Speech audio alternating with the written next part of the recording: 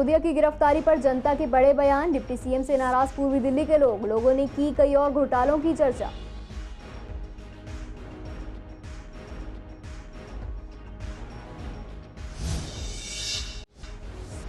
सिसोदिया की गिरफ्तारी के बाद आप कार्यकर्ताओं ने किया प्रदर्शन। विधायक एसके बग्गा नहीं जा सके प्रदर्शन में। एसके बग्गा ने बताया, गीता कॉलोनी थाने द्वारा भेजी गई थी पुलिस।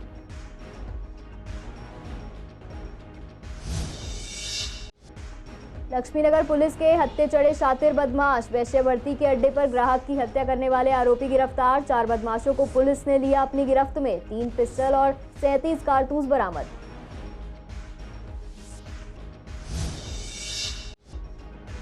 पूर्वी दिल्ली के 2 इलाकों में लगी थी आग। गांधीनगर में तीसरी से चौथी मंजिल पर लगी थी आग। कृष्णानगर में भी एक दुकान आई आग की चपेट में। कुछ ही घंटों में पाया गया आग पर काबू।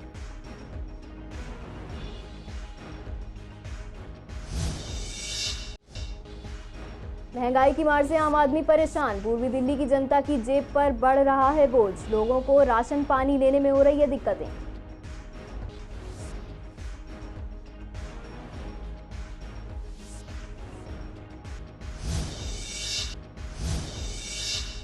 नमस्कार, स्वागत है आपका पूर्वी दिल्ली खास में और मैं हूं आपके साथ सार्विका श्रीवास्तव।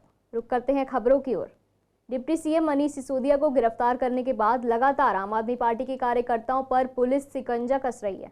दरअसल सीबीआई का आरोप है कि मनीष सिसोदिया ने शराब घोटाले में आपराधिक साजिश रची और उन्होंने सबूतों को मिटाने की कोशिश की। इसी के चलते आम आदमी पार्टी जमकर विरोध प्रदर्शन कर रही है। जब इसी कड़ी में हमने पूर्वी दिल्ली के लोगों से बात की तो लोगों ने भी कई और घोटालों की चर्चा करते हुए डिप्टी सीएम पर बड़े बयान दिए। सही गिरफ्तार हुए हैं।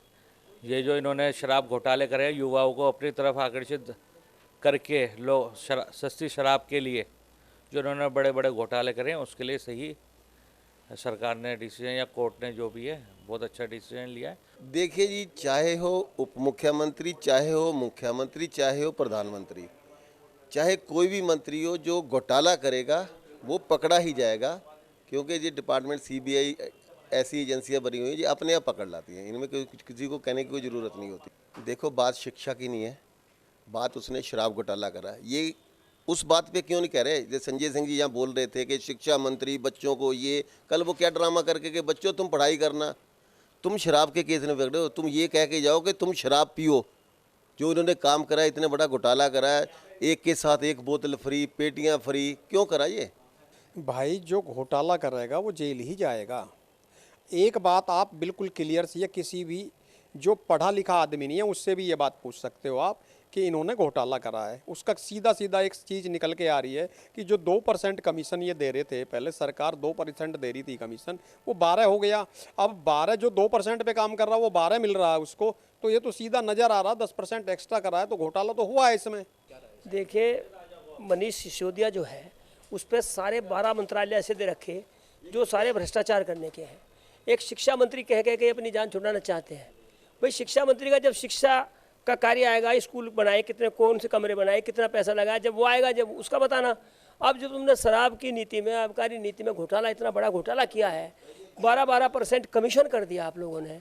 12% कमीशन करना 2% से डीलर का माने रखता है, और उस कमीशन को अपने जेबों में भरा है।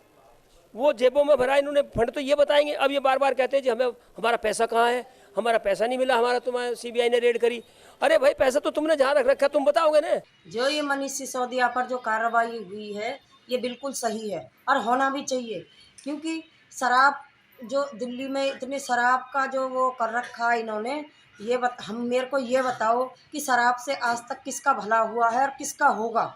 तो जो बच्चों को शराब की ओर धकेला जा रहा है, फ्री कर, ये कर, वो कर, इतने खोले जा रहे हैं, इससे तुम बच्चों की शिक्षा पे ध्यान दो ना।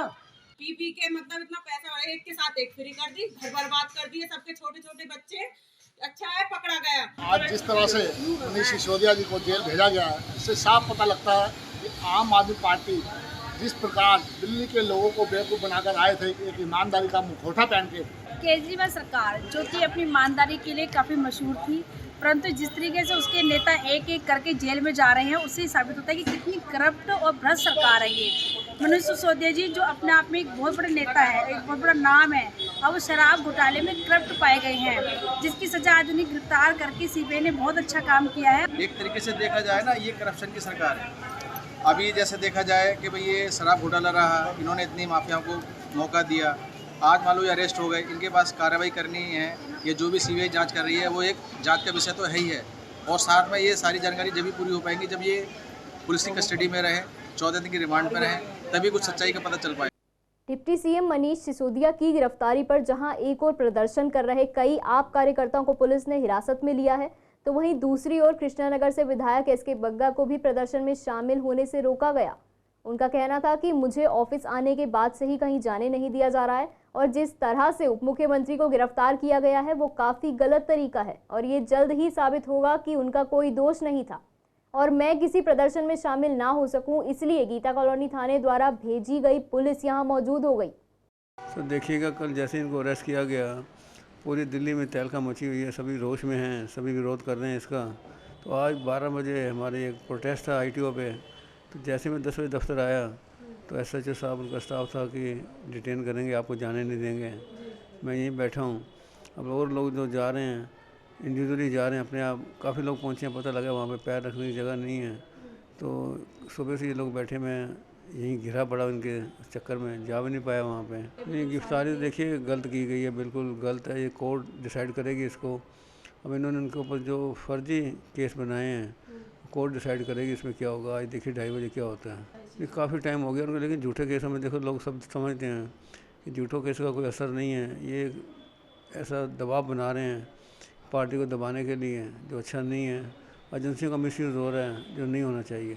लक्ष्मीनगर इलाके में एक फ्लैट में चल रहे वेश्यावृत्ति के अड्डे पर ग्राहक की हत्या करने वाले 4 बदमाशों को पुलिस ने गिरफ्तार किया है।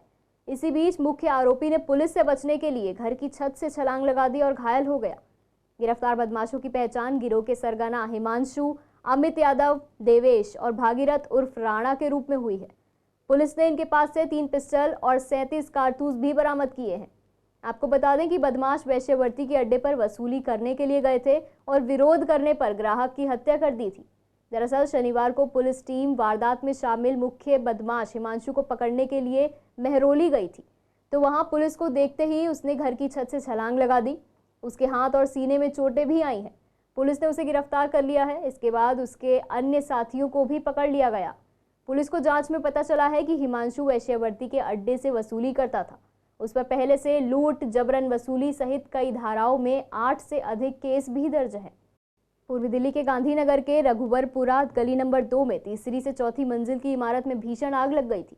मौके पर फायर ब्रिगेड की 8 गाड़ियों ने आग पर काबू पाया।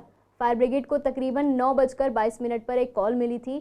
उनको बताया गया था कि बिल्डिंग में आग लग गई है। उसके बाद फायर ब्रिगेड की 8 गाड़ियों ने आग पर काबू पा लिया, लेकिन अभी तक ये साफ नहीं हो पाया है कि आग लगने का कारण क्या था। वहीं दूसरी ओर शाहदरा डिस्ट्रिक्ट के कृष्णानगर शांति मोहल्ला गली नंबर 17 में भी सुबह उस वक्त हड़कंप मच गया जब वहां लोगों को पता चला कि दुकान में आग लग गई है। कृष्णानगर में भी मौके पर फायर ब्रिगेड की 14 गाड़ियों ने पहुंचकर आग पर काबू पा लिया। हम ऊपर खड़े थे ना, नीचे से धुआं रहा था और ये पूरा ताला लॉक था नीचे। हमें पता नहीं चला कैसे आग लगा, क्या हुआ। फिर हम लोग नीचे आए तो ताला बंद था, चाबी नहीं था हमारे पास।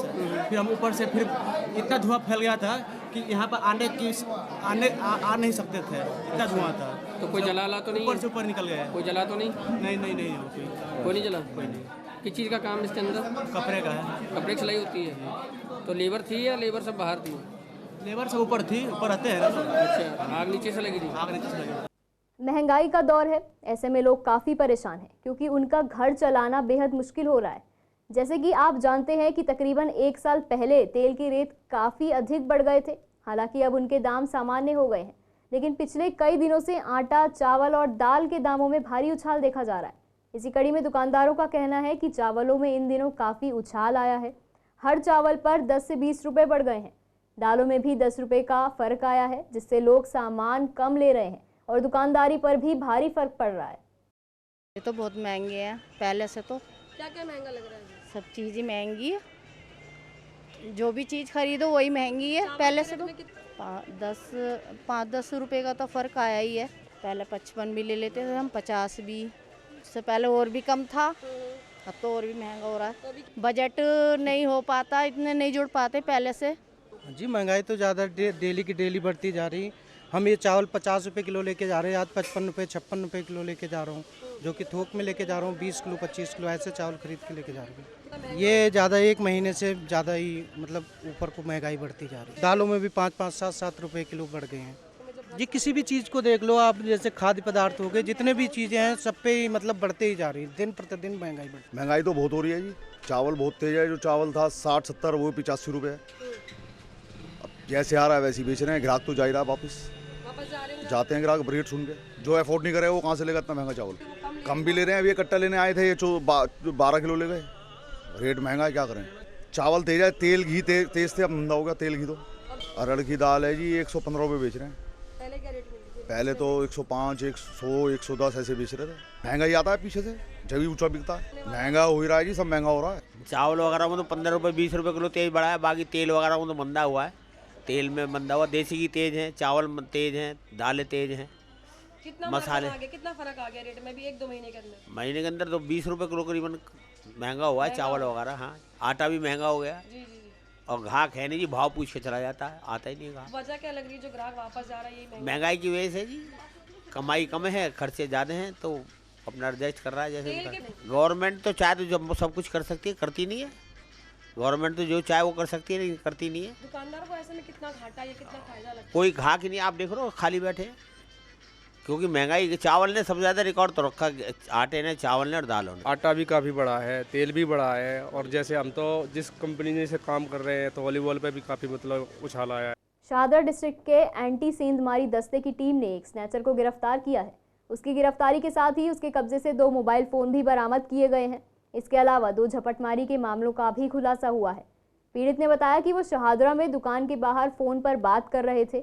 उसी समय 2 लड़के स्कूटी पर आए और उनका फ़ोन छीन कर भाग गए। झपटमारों को पकड़ने के लिए एक टीम गठित की गई थी। गठित टीम को शाहदरा जिले के क्षेत्र में सक्रिय स्नैचर और चोरों को ट्रैक करने और पकड़ने का काम सौंपा गया था, जिसके बाद पुलिस ने सफलतापूर्वक स्नैचर को गिरफ्तार कर लिया। बोर्ड की परीक्षा में आज 10वीं का इंग्लिश का एग्जाम था, जिसमें बच्चों ने सीबीएसई के एग्जाम बनाने के पैटर्न की काफ़ी खुशी जताई है। बच्चों का कहना है कि एग्ज़ाम काफ़ी आसान था, जिससे पेपर करने में काफ़ी आसानी हुई। साथ ही जिस तरह के एग्ज़ाम आसान आ रहे हैं, उससे जो बोर्ड्स का डर था वो कहीं ना कहीं कम होता नज़र आ रहा है, क्योंकि पहली बार एग्ज़ाम दे रहे थे जो बच्चे, उनमें काफ़ी ज़्यादा डर देखने को मिल रहा था, लेकिन पेपर आसान आने से उन्हें काफ़ी राहत मिली है। इस बार जो बोर्ड आया मतलब पैराग्राफ भी थे और क्वेश्चन आंसर भी थे। बहुत अच्छा गया था पेपर। तो प्रैक्टिस तो बहुत अच्छी चल रही थी। हाँ, स्टार्टिंग में तो टफ लगा था, थोड़ा सर में दर्द थोड़ा वो हुआ था, लेकिन फिर उसके बाद फिर जब समझने लग गए अच्छे से तो फिर आ ही गया वो। मतलब मुझे डर तो बहुत था कि मैं फर्स्ट टाइम बोर्ड दे रही हूँ, लेकिन फिर उसके बाद जब पहले डर था, अब जब कर लिया अब मुझे डर नहीं है। मैम बहुत अच्छा गया। कितने परसेंट मार्क्स आने की उम्मीद लग रही है? मैम आई उसकी याद नहीं, हम 60% आ ही जाएंगे। 60% आएंगे मतलब पासिंग मार्क्स तो आ ही जाएंगे? मैम नहीं, पासिंग से ऊपर ही आएंगे। मैम इजी था। मैम बस लेटर का अजीब थोड़ा पैटर्न था, वो समझ में नहीं आया है, बट कर लिया। मेरा आज एग्ज़ाम इंग्लिश का था और बहुत ही अच्छा गया। सीबीएसई वालों ने बहुत ही इजी बनाया था इस बार एग्ज़ाम और हमारे लिए बहुत ही अच्छा गया। नहीं, डर तो होना ही नहीं चाहिए इस चीज़ में, क्योंकि टेंशन के हमारे कुछ होएगा नहीं फिर हमसे, तो टेंशन और डर होना नहीं चाहिए एग्ज़ाम में। बिल्कुल नहीं मैम, वो बिल्कुल सही है गैप, जितना भी मिल रहा है वो उनके हिसाब से ठीक है। और हमारा 4 तारीख को है इन साइंस का। मेरा तो बहुत अच्छा था एग्ज़ाम, बहुत अच्छा आया था। मैंने जैसे पढ़ा था वैसा ही आया था। इजी पेपर आया था? बहुत इजी पेपर आया था। हाँ, थोड़ा बहुत डर तो नजर रहा था, पता ही कैसा आया था, क्या एक्सपीरियंस था, थोड़ा बहुत डर नजर आता है। मैम हमें सब बता रहे थे हार्ड पेपर आएगा, इतना हार्ड, इतना इजी पेपर था, इतना कि मैंने उम्मीद नहीं करी था इजी आएगा। दिक्कत होगी जिस ऑप्शन वाले हैं ग्रामर में, नहीं लेटर तो बहुत अच्छा था। प्री बोर्ड के अकॉर्डिंग हमारा पेपर बहुत इजी आया था और हमारा पेपर बहुत ईजी, हाँ उसके अकॉर्डिंग बहुत ईजी आया था और बहुत अच्छा गया हमारा पेपर। पूर्वी दिल्ली के कृष्णानगर थाने के अंदर आज आई कैंप का आयोजन हुआ, जिसमें काफ़ी संख्या में पुलिसकर्मियों ने अपना आई टेस्ट करवाया। इसी संबंध में डॉक्टर ने बताया कि सभी पुलिसकर्मियों की आंखें 6/6 हैं। कुछ पुलिसकर्मियों की पास की नज़र ज़रूर कमज़ोर थी, तो उनको सभी प्रिकॉशंस लेने के लिए कहा गया है। पुलिसकर्मियों के अलावा कुछ बाहरी लोगों ने भी इस कैंप में अपना आई टेस्ट करवाया। तो ऐसे में जिन लोगों को आँख की कोई ज़्यादा समस्या थी, उनको अस्पताल जाने के लिए रेफ़र कर दिया गया है। टोटल यहाँ पर 45 एम्प्लॉयज़ हैं यहाँ जो आए हैं। क्वेरीज नॉर्मली सबका विजन तो 6/6 था, बिकॉज प्रोफेशन ही ऐसा है। बाकी यहाँ पर सब लोग सिस्टम वर्क ज़्यादा करते हैं तो उनको ड्राइनेस की दिक्कत ज़्यादा देखी गई। बाहर से जो रहते हैं लोग आए थे 2-3, उनका लेसिक वगैरह के लिए एडवाइस कर दिए है। काफ़ी जो हैं या बच्चे लोग आए थे जिनको हमने आई चेकअप के लिए रिकमेंडेड किया है, जो डायलेशन करा के प्रॉपर रेटिना वगैरह चेकअप कराया अपने हॉस्पिटल आकर। आज मैंने आई जो कैंप लगा था थाने के अंदर और मैंने उस पर अपनी आँखें टेस्ट कराई हैं। तो मैं कंप्यूटर वर्क करती हूँ तो मुझे काफ़ी टाइम से प्रॉब्लम भी हो रही थी। तो आज इनके थ्रू मेरे को पता लगा कि हाँ मेरी लेफ़्ट साइड में थोड़ी प्रॉब्लम है, जिसके लिए इन्होंने चेकअप के लिए मुझे सजेस्ट किया है। मेरी आई 6/6 है, मुझे कोई दिक्कत नहीं है, ना ही कंप्यूटर में वर्क करने में कोई दिक्कत है अभी तक, और ना ही चेक करवाने के बाद कोई भी दिक्कत नहीं आई है। मैम पहले कभी चेक करवाई है आपने? हाँ जी, पहले चेक कराई है। हाँ ये है कि मतलब जैसे कि हम ड्यूटी वर्क में हमें टाइम नहीं मिल पाता, कभी का कभी चेक कराते हैं, और ये है कि आज यहाँ कैंप लगा तो टाइम निकाल के यहाँ चेक भी करवा लिया। बहुत अच्छा लगा, अच्छा फील हुआ। और आप हमारे यहाँ कैंप जगह टाइम पर कैंप लगाते रहने। पूर्वी दिल्ली के शंकर नगर में आर्य गीता स्कूल में विज्ञान खंड का उद्घाटन समारोह का आयोजन किया गया। इसको 1 करोड़ रुपए के विधायक फंड से बनाया गया है। इस स्कूल में क्लासरूम, प्लेग्राउंड, वॉशरूम सहित स्कूल के अलग अलग रूम्स को रिपेयर करवाया जाएगा। बच्चों को अच्छी और आधुनिक शिक्षा की सुविधाएं मिलेंगी। साथ ही स्कूल को सौंदर्यीकरण की ओर बढ़ावा दिया जाएगा ताकि इस विद्यालय को यमुना पार का सबसे सर्वश्रेष्ठ विद्यालय माना जाए। आज विद्यालय का जो विज्ञान खंड है उसका उद्घाटन डायरेक्टर महोदय द्वारा, और जो हमारे विद्यालय में रिपेयरिंग होनी है और एक नए कक्ष का निर्माण हो रहा है और खेलों के लिए कुछ कार्यक्रम के लिए जगह बनने वाली है, उसका उद्घाटन उसको माननीय विधायक श्री अनिल वाजपेयी जी कर रहे हैं। यहाँ 10-12 साल से फाइल मूव कर रखी थी।